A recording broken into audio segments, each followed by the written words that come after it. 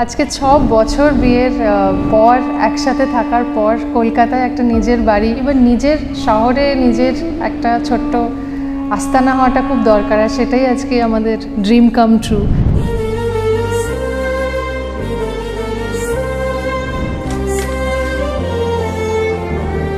Welcome to our happy place.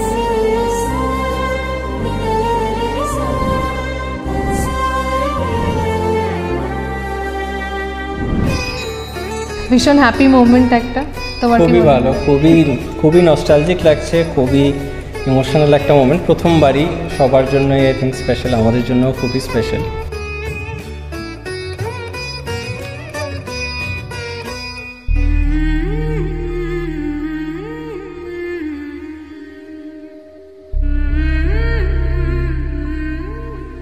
Very thankful আমাদের বাবা মাদের জন্য।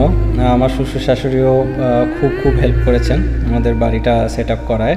যেহেতু আমরা দূরে থাকি তো সেজন্য আমরা একদমই মানে এসে নিজে দেখে করা, নিজের বাড়ি তৈরি করা সেটা খুব সেভাবে করতে পারিনি।